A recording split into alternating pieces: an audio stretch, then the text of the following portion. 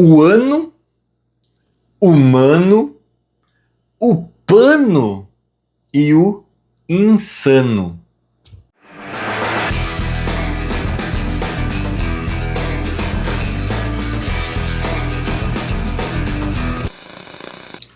Fim de jogo na Arena do Grêmio, fim de temporada na Arena do Grêmio, fim de gestão guerra na Arena do Grêmio, fim de papo na Arena do Grêmio. Grêmio 3, Palmeiras B 2. É uma baita vitória do Grêmio, uma vitória de um segundo tempo consistente e uma vitória que dá mais do que alívio. O alívio eu acho que a gente já estava sentindo nas últimas rodadas. É uma vitória que traz paz, tranquilidade né, tipo assim, a gente estava já aliviado, mas tinha ainda pulguinha, tinha ainda a necessidade matemática, aquela coisa do futebol, né, vai que últimas rodadas, aí não faz nenhum ponto e dá um somatório de fatores e resultados paralelos e tal. Então a vitória de hoje elimina qualquer possibilidade de zebra. E eu falei algumas palavrinhas, né, no início desse vídeo. Uma delas é o ano, né?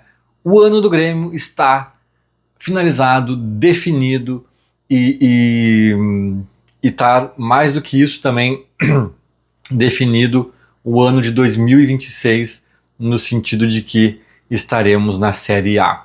Né? Mais do que o ano de 2025, a palavrinha ano também se refere a uma definição para o ano que vem.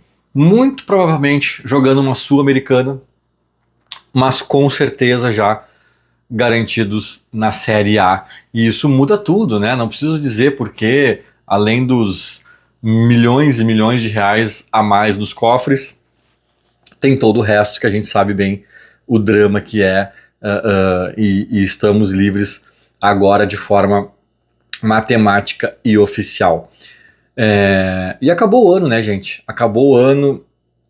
Alguns tropeços aí do Grêmio fizeram com que o anseio por Libertadores ficasse um pouco complicado, né? No momento o Grêmio meio que abriu a rodada, eu acho, né? Então tem muita gente para jogar ainda. O Grêmio está em nono, tem grande chance de abrir vaga pro G8, né? Mas a gente sabe que alguns times vão nos passar, a gente sabe que não vai ser fácil, a gente sabe que é improvável. Eu acho que tem uma chance considerável de o Grêmio não pegar a pré-Libertadores, mesmo se ganhar os 2 jogos que faltam, que eu até não acho tão absurdo o Grêmio ganhar, tá? Fluminense em casa, o Grêmio vai estar bem desfalcado, é verdade, mas é em casa. Depois o Sport Recife morto lá em Recife. Então não sei, cara, até dá para ganhar, de repente com um pouquinho de sorte aí nos resultados paralelos, talvez, mas acho que a gente se complicou e ficou um pouco difícil.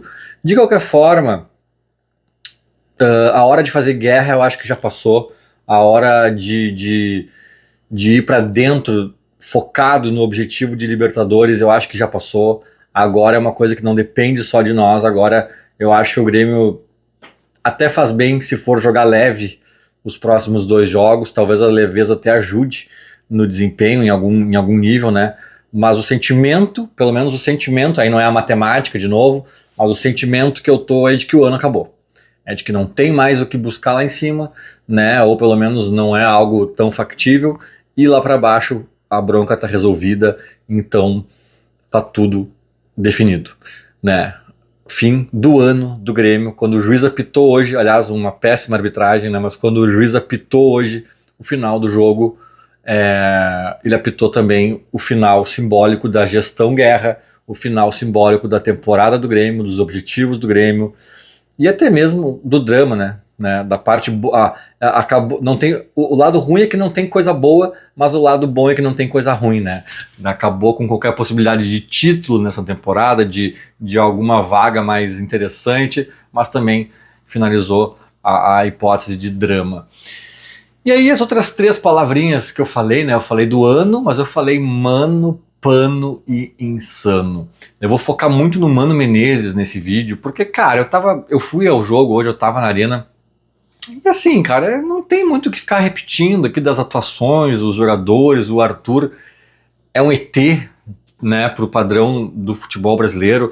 Eu já tô começando a achar um absurdo se ele não for pra Copa, sinceramente. Eu sei que ele não tá ali no contexto da seleção, nos testes, no entrosamento, na construção do time do Ancelotti, mas, cara, azar. O Arthur, assim, ele é um ET.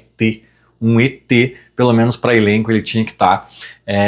Gastou a bola mais uma vez. O William voltou, né? Uma baita notícia, voltou bem, voltou solto. O Carlos Vinícius, olha, é uma grata surpresa. Quando ele chegou, não esperava grande coisa dele.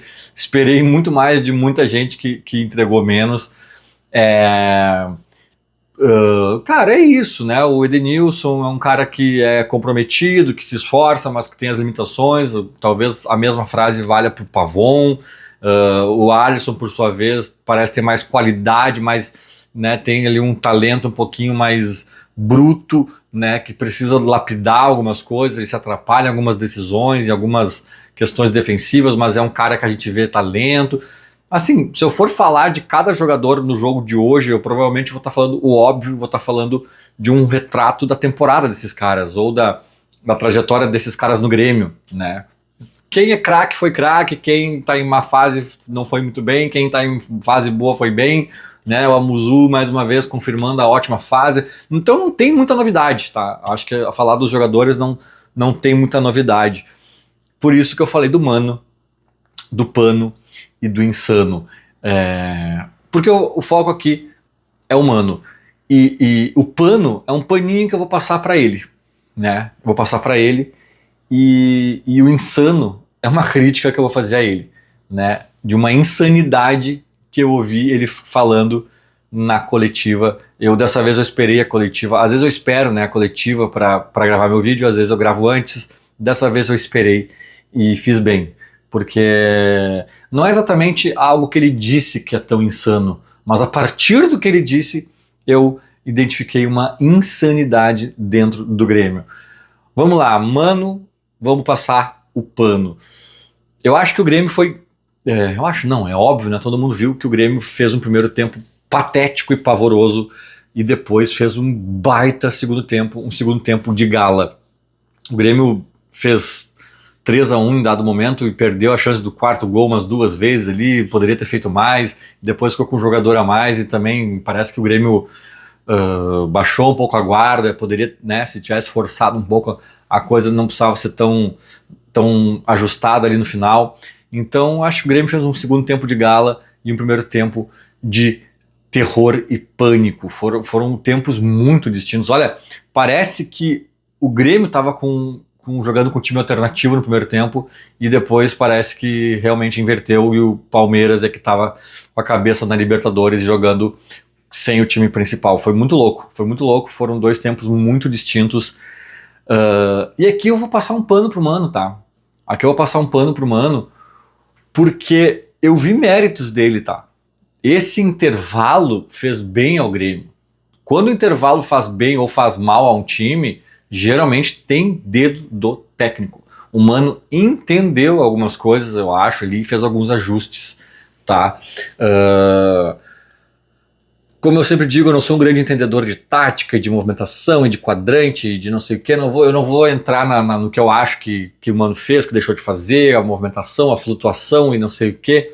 Mas eu vi um Grêmio diferente no segundo tempo com o dedo do Mano Menezes. E até, assim, um paninho que eu passo pra ele no primeiro tempo, cara. E aí eu posso estar falando uma besteira, né? Tô fazendo uma defesa ao Mano que nem ele mesmo fez a ele mesmo na coletiva. Mas talvez tenha uma dificuldade, por incrível que pareça, que é jogar contra um time totalmente reserva, que foi o caso do Palmeiras que entrou em campo hoje aqui na Arena. Primeiro que o Palmeiras e o Flamengo são os melhores elencos do Brasil, né? Então eles têm um time... Se ele quisesse fazer um terceiro time reserva, né?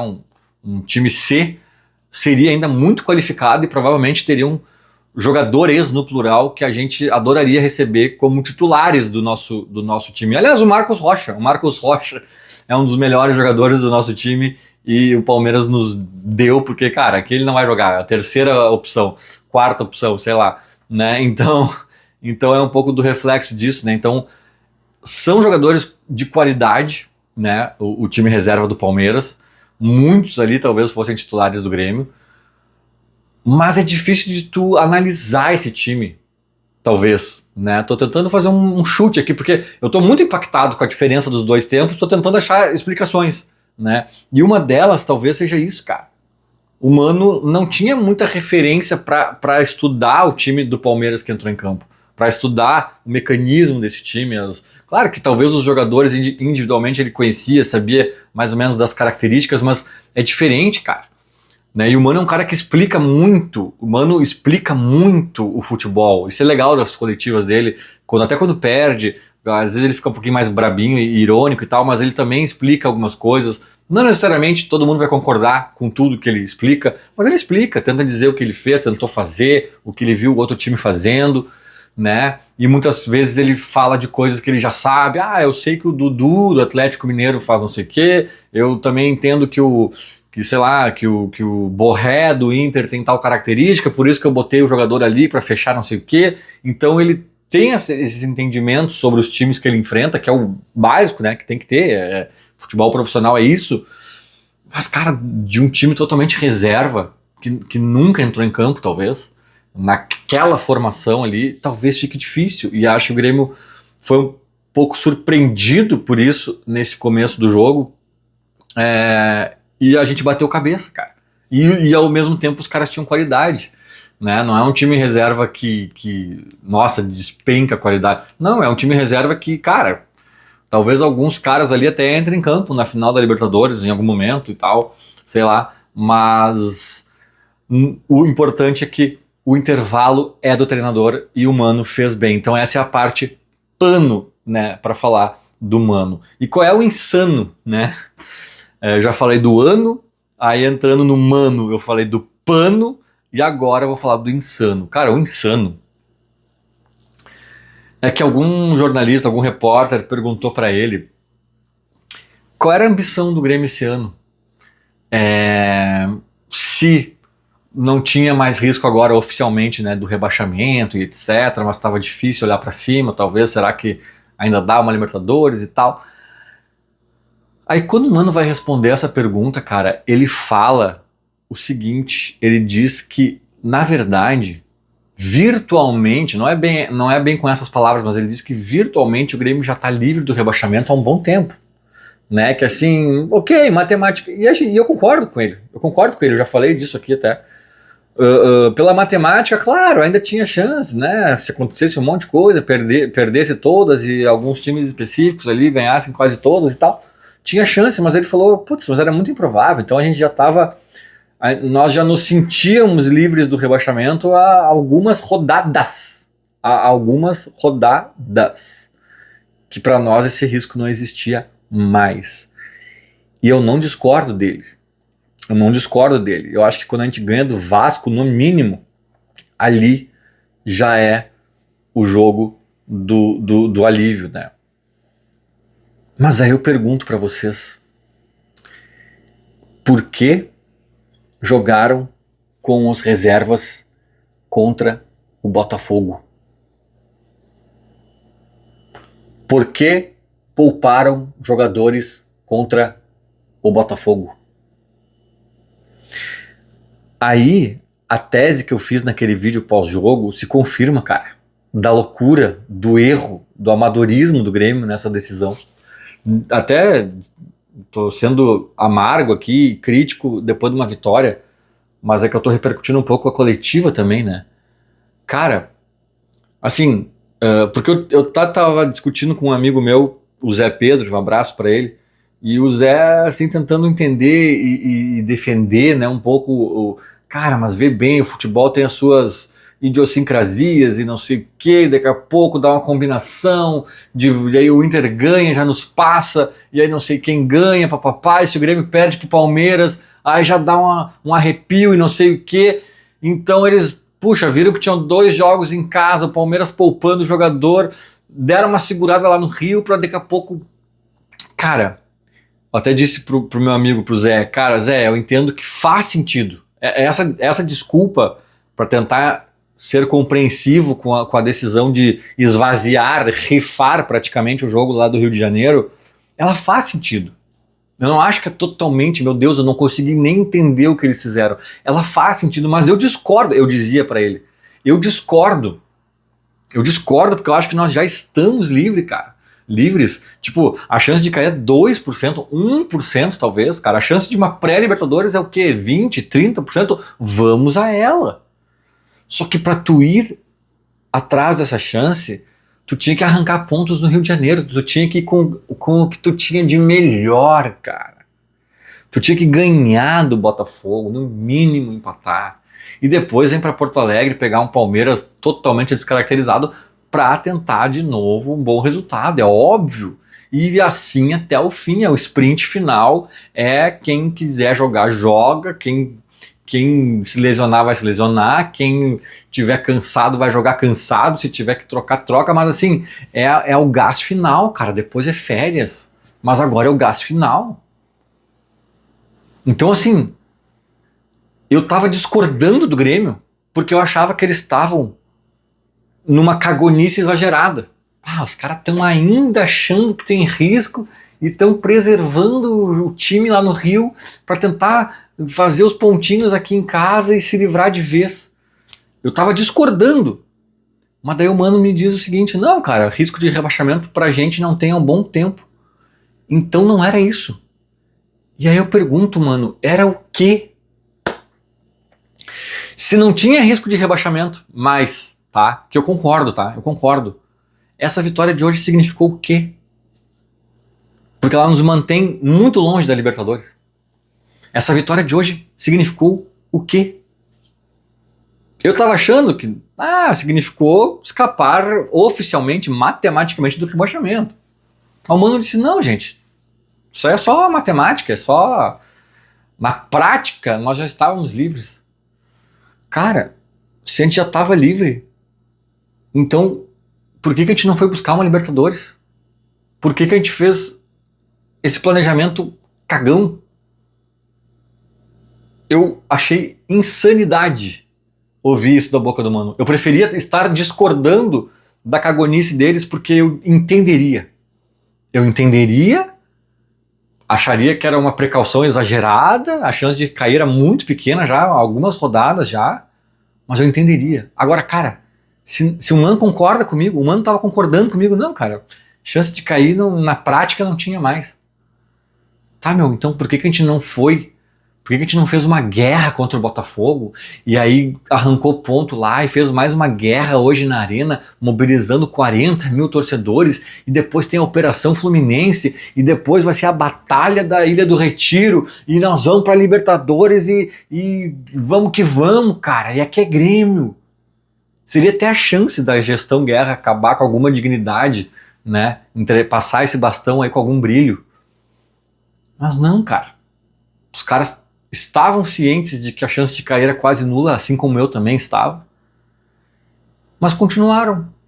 Continuaram. Nos solteiros contra casados. Ah, lá no Rio vamos deixar o Amuzu de 26 anos aqui descansando. O Arthur de 29 também, vamos dar uma segurada. O Vini é o melhor centroavante do Brasileirão no momento, talvez. Mas vai pegar um banquinho, né? A zaga, vamos meter uma gurizada na zaga. Azar, né? É só o Botafogo, não é nada demais. É só o time aí que mais venceu no Brasil, junto do Flamengo e do Palmeiras nos últimos anos, mas assim, azar, tipo... Cara, eu fiquei intrigado com essa resposta do mano. Mas enfim, gente, ganhamos do Palmeiras B e agora eu vou ter que bater nessa tecla. Porque aí me enlouquece menos. Estamos livres matematicamente de qualquer queda. E parem de querer me irritar. Parem de querer me mostrar a tabela, o G8. Não. O Grêmio nunca quis isso, cara. O Grêmio nunca. Não é tu que vai querer aí, não sou eu que vou querer. Para de me irritar, porque daí eu vou achar um motivo para me irritar nas últimas rodadas. E eu não quero mais me irritar. Eu quero me convencer que a gente tá de férias. Acabou tudo, acabou o ano, acabou a gestão, acabou a temporada, acabou.